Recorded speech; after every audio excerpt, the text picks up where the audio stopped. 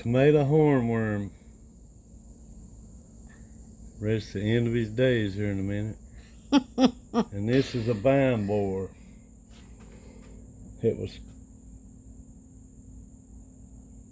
trying to get into this pumpkin. Trying to get into this pumpkin.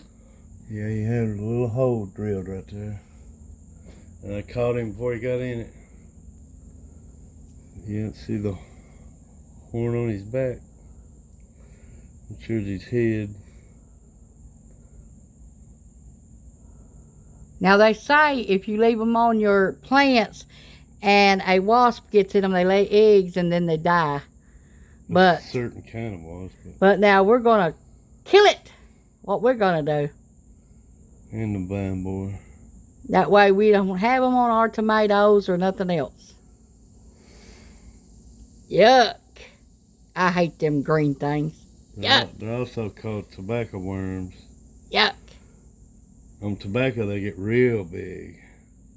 Nasty. I hate them. Tomato eater. Making sure where he was drilling. He was trying to drill right in there. Today we got 8 large zucchini, 4 gallon crooked neck squash, and on these we're going to put salt, lemon juice, avocado oil, and we're going to put them in the dehydrator, dehydrate them. You can use them in soup, stews, whatever you want to do, because most zucchini has no flavor. It takes on whatever you put it in there with. That's what kind of flavor it'll be.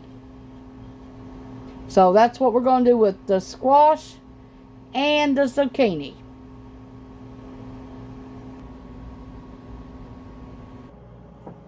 Okay. Got a giant bowl of zucchini. We got our lemons. We washed them off.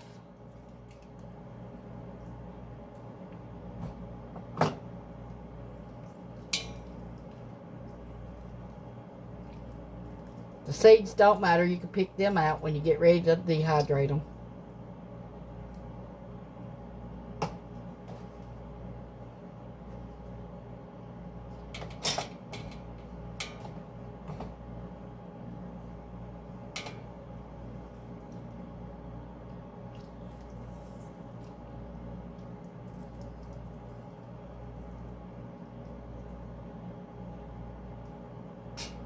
Okay, let's put a little bit of avocado oil. I've got no olive oil, so I have to use avocado oil.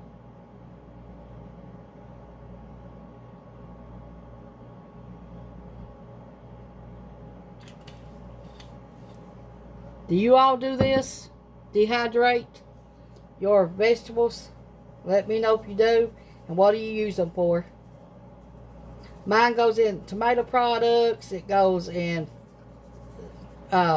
bread, you name it. Okay, we're going to put some pepper.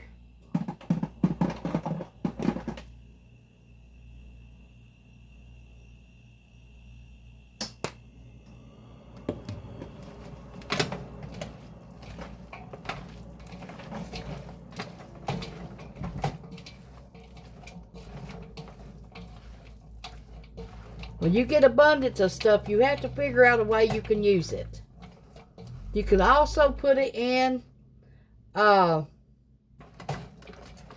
salad dressings, you name it, after you dehydrate it.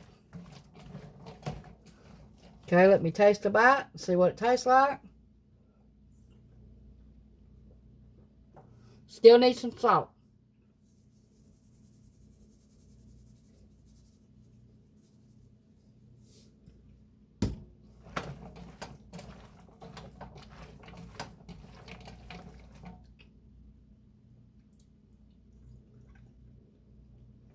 Perfect.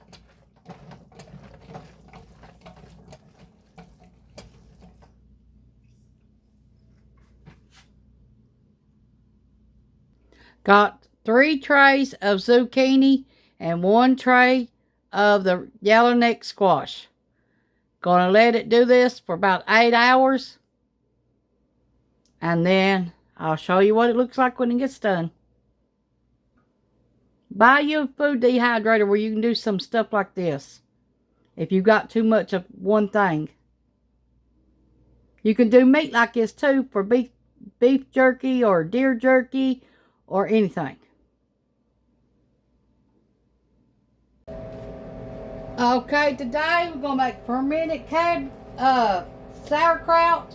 We got 2 half a gallons. And we're going to shred these up.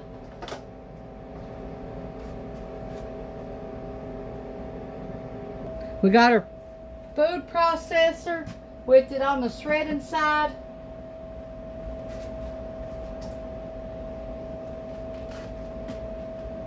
We took all the bad leaves off of it and everything. This is one of our cabbage from our garden.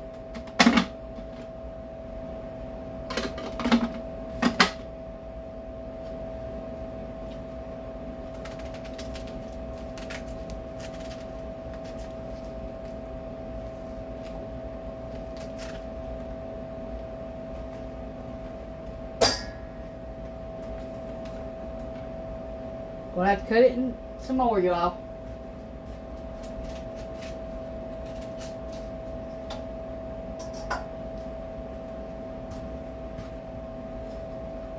We'll be back when we get all this shredded. Okay, on the large head, we switched the blade to slicing.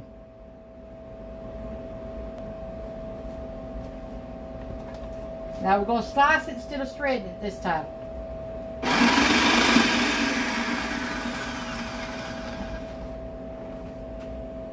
It made this much cabbage, them 3 heads did. So now we're going to move on to the next step. Okay, we're going to put 3 tablespoons to start. We got cannon salt.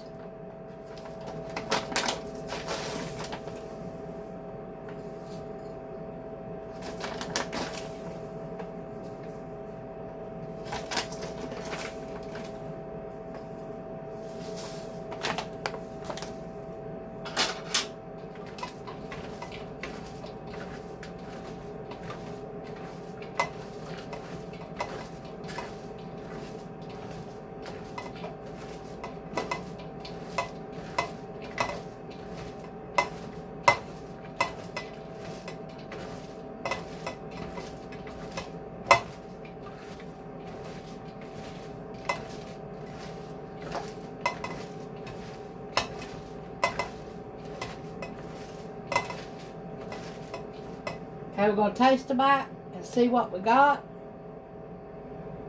We got enough salt or not. And we'll know that here in a minute. If it's salty or what.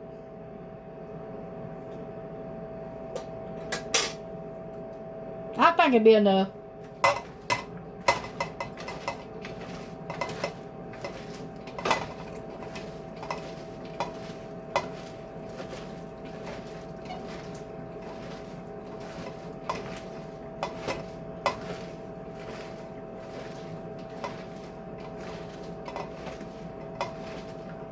What you're trying to do is get the water out of the cabbage. So we'll be back after I get all that done. Okay, we're going to stuff our jars.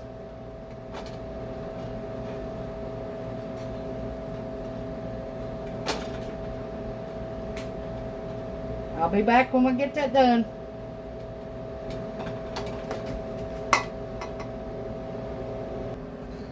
Okay, it's only going to make 1 jar. Now we're going to take this and try to shove it down as far as we can. Because we've got to put something in there to hold it down. And it's going in a dark place for 2 to 3 weeks or longer.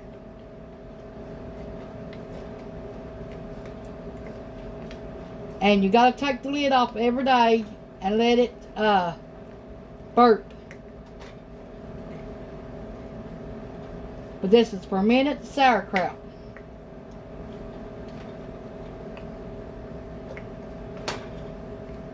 Then you can either put it in the refrigerator after it gets done, or you can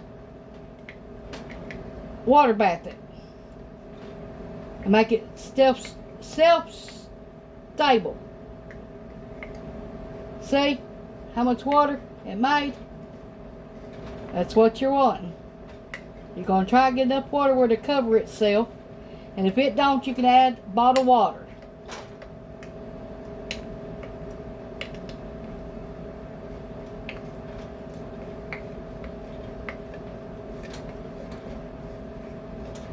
I'll be back when I get all this done. Okay, I got these cabbage leaves. I'm going to stick down there and try to cover most of it.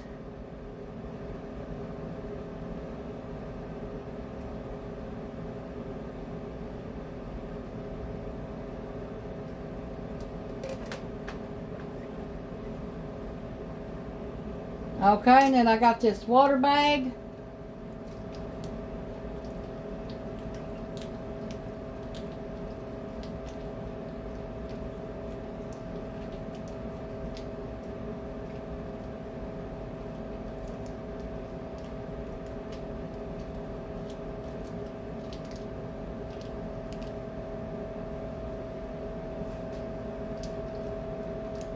Hope that helps. Hold on a minute. Okay, I got this lid. Now I'm just going to lay the lid on it, and that's it. I'm not going to tighten it down.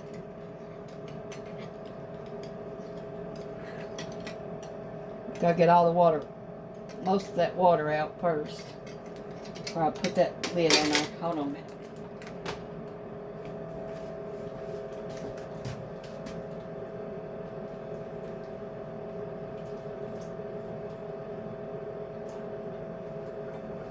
Okay, that should let the lid stay closed. I'm just going to put it on there and not tighten it down.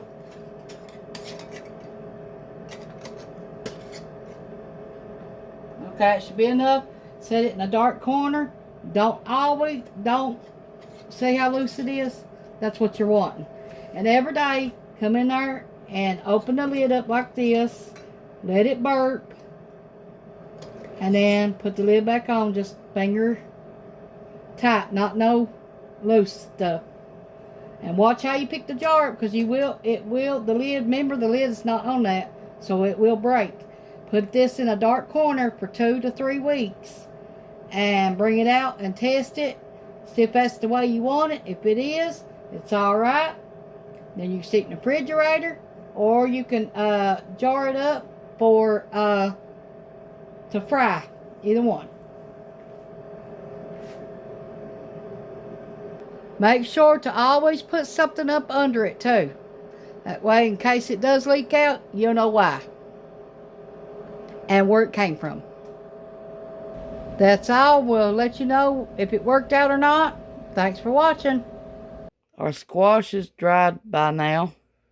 This is our yellow neck squash, dried. This is our zucchini, lemon, and avocado oil and salt. What it looks like. I just tried a bite of both of them, and they're very good. Now you can use these in soup, stews, or whatever you need to do, but you can also use them for healthy snacks. Thanks. Try this.